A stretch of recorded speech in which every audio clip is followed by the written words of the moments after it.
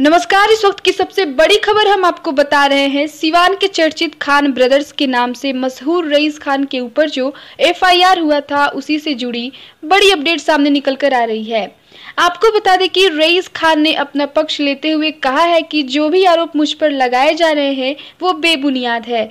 बताते चले कि प्रॉपर्टी डीलर राकेश सिन्हा के ऊपर जो जानलेवा हमला हुआ था, उसी को लेकर राकेश सिन्हा के भाई ने 6 लोगों पर एफआईआर दर्ज कराया था और उस एफआईआर में उनका कहना था कि रईस खान ने अपने हाथों से मेरे भाई पर गोली चलाए हैं और उसी से जुड़ा बड़ा सबूत पेश किए हैं रईस खान ने।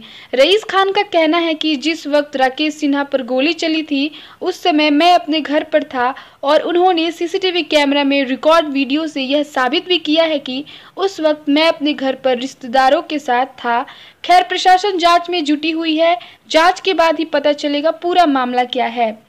जैसा कि आप सीसीटीवी कैमरे में रिकॉर्ड वीडियो में देख सकते हैं, दिनांक 26 जून 2022 समय 8:56 पर रईस खान अपने घर पर रिश्तेदारों के साथ समय व्यतीत कर रहे हैं और प्रॉपर्टी डीलर राकेश सिन्हा पर जो गोली चली थी वह करीब 8:45 और 9 बजे के बीच में चली थी। अब प्रशासन ही तय करेगी क्या हकीकत है क्या नहीं। तब तक के लिए जुड़े रहे N20 लाइव से। धन्यवाद। भाई सब है अल्लाह सब लोग आ गए। मलिकवा है, राजीव भैया, आफ्ताब भैया,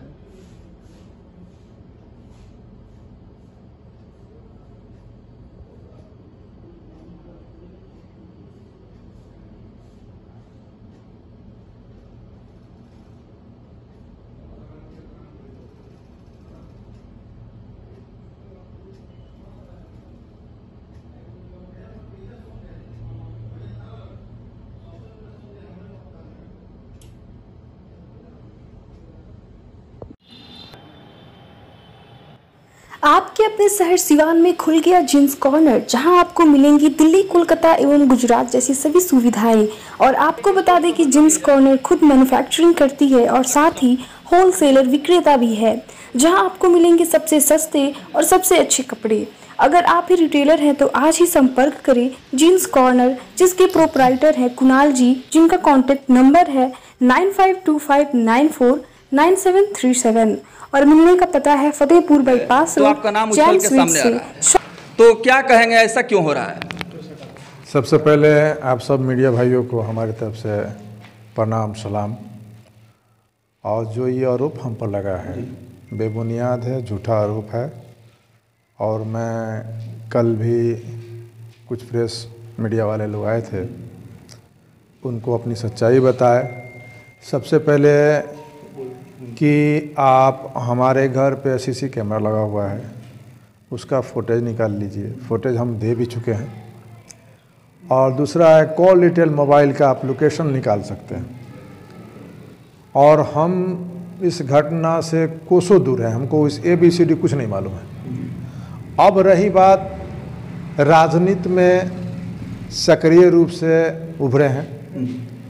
MLC के चुनाव में भी बहुत मजबूती से लड़े, जिसका कारण है कि हम अच्छी लड़ाई देते हुए मात्र 300 वोट से हम चुनाव हारे, जो सब लोग सोच के ऊपर था।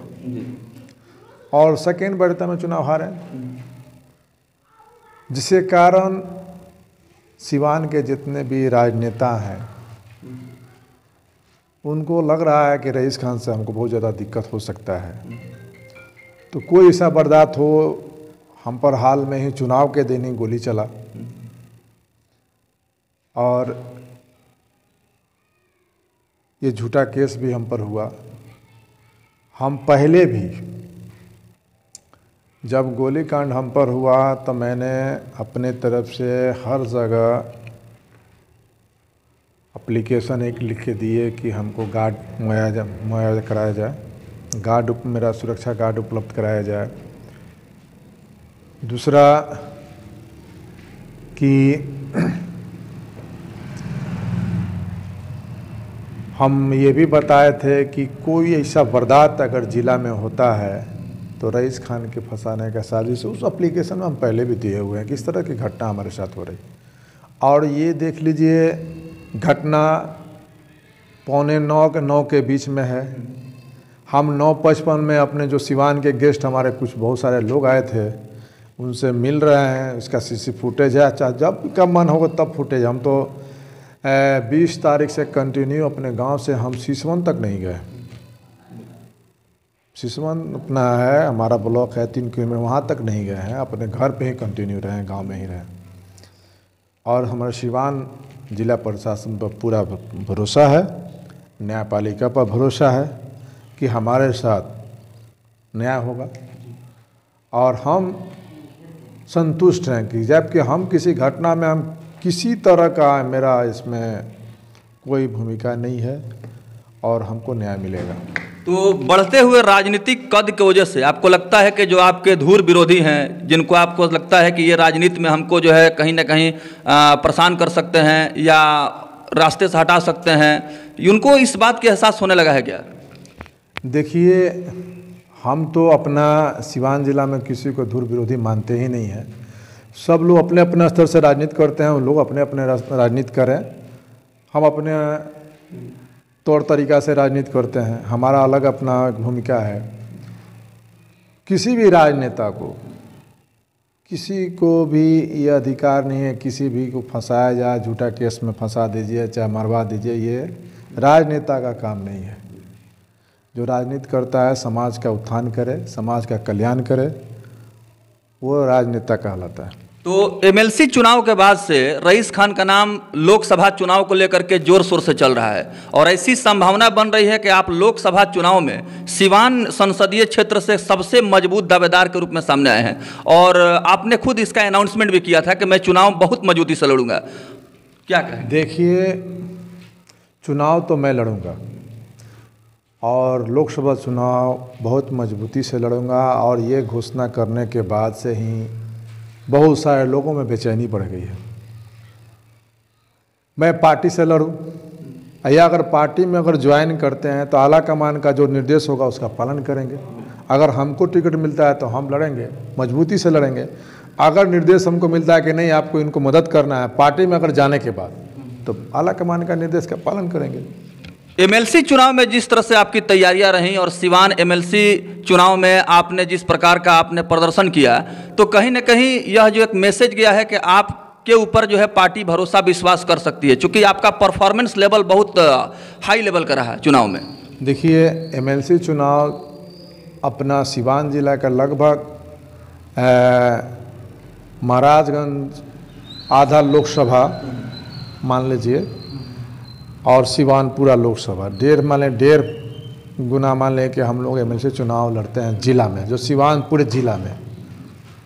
और हम निर्दलीय प्रत्याशी के रूप में चुनाव लड़े। सब लोग का आकलन यही था कि 150-200 वोट रईस खान लेंगे, इससे ज़्यादा नहीं लेंगे। नंबर 1 देश के नंबर 1 पार्टी जो भाजपा है उसको 400 वोट से समथिंग हम पीछे रखे, जिसमें टोटल सरकार का सिस्टम मंत्री मिनिस्टर लगे हुए थे। आरजेडी के सारे विधायक, जहाँ तक कि तेजस्वी जी को भी आना पड़ा, सब लोग लड़े हुए थे, हम अकेले लड़ रहे थे। और हमारे जो समर्थक थे दिल से लगे हुए थे, जिसका कारण कि हम लड़ाई मजबूती से दिए और अच्छा लड़े। और आने वाला कल में लोकसभा लड़ते हैं तो जो सिवान का जनता हम पर भरोसा की है वो पुरजोर तरीक़ा से हमको मदद करने के लिए तैयार है। और उन्हीं लोगों को कहने पर हम लोकसभा चुनाव लड़ने भी जा रहे हैं। सिवान में बहुत ऐसे पॉलिटिकल लीडर्स हैं, राजनीतिक नेता हैं जो पर्दे के पीछे बहुत तरह का काम करते हैं। ज़मीन से संबंधित उनका कारोबार है और भी बड़े पैमाने पर केस मैनेजमेंट से लेकर के तमाम कामों में इन्वॉल्व रहते हैं। उन लोगों को निशाना नहीं बनाया जाता है और आप समाज सेवा करते हैं, समाज कल्याण की बात करते हैं, तो आखिर आपको इस तरह से क्यों टारगेट किया जा रहा है? देखिए, सिवान जिला के लगभग जो भी राजनीतिक लोग हैं, जो अपने आप के बहुत बड़े बड़े लोग कहलाते हैं, सब जमीन के धंधा से जुड़े हुए हैं। एक होता है सामने आगे करना, एक पीठ पीछे करना। तो पीठ पीछे सब लोग करते हैं। ज़मीन के धंधा से हम लोग भी जुड़े हुए हैं, आज से नहीं बहुत पहले से भी जुड़े हुए हैं, तो हम लोग ओपन हैं। बाकी तो कौन ऐसा सिवान का जो नेता है जो ज़मीन का धंधा में इन्वॉल्व नहीं है, कि पैसा उसका इन्वॉल्व नहीं है, हैं ये सब चीज़ खुलवाने की बात हम नहीं करते हैं, मगर सच्चाई सिवान के समस्त जनता जानती है कि कौन क्या कर रहा है। अभी जिस तरह से एफआईआर दर्ज किया गया लक्ष्मीपुर गोलीकांड को लेकर के, और सीधे इसमें दिखलाया गया कि आपने जो है खुद निशाना बनाया, अपने हाथों से आपने गोली चलाया, और सीसीटीवी जो फुटेज है, एविडेंस है, वह गवाह के रूप में, सबूत के रूप में, प्रमाण के रूप में मौजूद है कि आप कहीं और हैं और घटना कहीं और की है। तो इसके लिए आपने पुलिस प्रशासन से सिवान, हमको पूरा उम्मीद है कि सिवान प्रशासन से हमको न्याय मिलेगा। हाल के दिनों में देखा गया कि आप जब से आप राजनीति के क्षेत्र में सक्रिय हुए हैं, अपराध क्राइम की जो दुनिया है उससे आपने बिल्कुल, आपने हम कह सकते हैं कि आपने उससे मुंह मोड़ लिया है, अपने आप को आपने डाइवर्ट कर लिया है। उसके बावजूद भी फिर उसी दलदल में क्यों आपको खींचा जा रहा है? देखिए, सबसे पहले हम आपके माध्यम के द्वारा ये चीज़ बताना चाहते हैं कि कोई भी केस होता है वो आप पर भी हो सकता है, सारे लोगों पर केस हो सकता है। केस का फैसला न्यायालय करती है, और जितने भी मुकदमा, लगभग सारे मुकदमा में जब हम न्याय से बरी हो चुके हैं, और उस समय भी राजनीति के तहत रईस खान को हर केस में फंसाया जाता था। आज भी सोच रहे हैं कि रईस खान को फंसाते चले, मगर न्याय से हमको हमेशा न्याय मिला है, न्यायपालिका से हमको न्याय मिला है। और हर केस में जब हम बरी हो जाते हैं तो अपराधी कहना चाहे अपराधी बोलना, ये आप लोगों को भी शोभा नहीं देता है। हम समाज से जुड़े हुए हैं, शुरू से समाज सेवा किए हैं, अब राजनीति में सक्रिय रूप से आए हैं, तो हमारे जो विरोधी लोग हैं, और विरोधी का काम है खूब हमारे विषय में उल्टा सीधा बोलते रहें। विरोधी जो भी बोलता है अच्छा ही बोलता है। क्या ऐसा लगता है कि रईस खान जी की लोकप्रियता बढ़ने के कारण घबराए हुए हैं? अब तो आप लोग इस बात को समझ सकते हैं, हमारा राजनीति जो है किसी को नीचे दिखाने का नहीं है। हमारा राजनीति करना है कि हम अपने सिवान को, सिवान के जनता को किस तरह से मान लें कि हर चीज़ का समाधान निकालें। राजनीति का मतलब यही ना है कि हमारे जो क्षेत्र का विकास हो, हमारे समाज का विकास हो, गांव देहात का विकास हो। यहाँ पर विकास का मुद्दा पे बात, किसी को नीचे दिखलाने वाली बात हम लोग नहीं कर सकते हैं, ना करेंगे। चलिए, अंतिम सवाल, गोलीकांड पर हम आपका इंटरव्यू ले रहे थे जो इस समय काफ़ी चर्चाओं में है। अब ये जो है पुलिसिया इन्वेस्टिगेशन की बात है कि पुलिस इसमें क्या कुछ इन्वेस्टिगेशन करती है, एविडेंस उसमें ज़रूरी होगा। तो जिस व्यक्ति के ऊपर गोलीबारी हुई है उनका भी अगर बैकग्राउंड देखा जाए तो अब लोग जानना चाहते हैं कि जिसके ऊपर गोली चलाया गया उसका बैकग्राउंड क्या है, उसका कैरेक्टर या नेचर क्या है, ये भी देखा जा रहा है। तो इस सब मामले में भी कुछ जानकारी है क्या आपको? नहीं, तो आप लोग पता कीजिए, ये सब चीज़ तो आप लोग ही पता कीजिएगा अपने स्थल से। ज़मीनी के काम से वो भी जुड़े हुए व्यक्ति हैं, और उन पर भी किसी बड़े नेता का साया है। अब कारण क्या है, अब आप लोग इसको ढूंढिए, खोजिए। जी, तो चलिए, ये बड़ा महत्वपूर्ण होगा पुलिस प्रशासन के लिए कि जिस तरह से रईस खान का नाम इस गोलीकांड में आया है और इनके नाम से जो प्राथमिकी दर्ज की गई है, एविडेंस क्या होता है, सबूत क्या होता है और पुलिस की कार्रवाई क्या होती है, ये दिखना दिलचस्प होगा। लेकिन कुल मिला के कहा जा सकता है कि जो निर्दोष हो उसे कम से कम यह दिखलाना चाहिए, ये जो हमारा जो है संविधान में, कानून में है कि निर्दोष को सज़ा नहीं मिलना चाहिए, जो दोषी है उसको सज़ा मिलना चाहिए।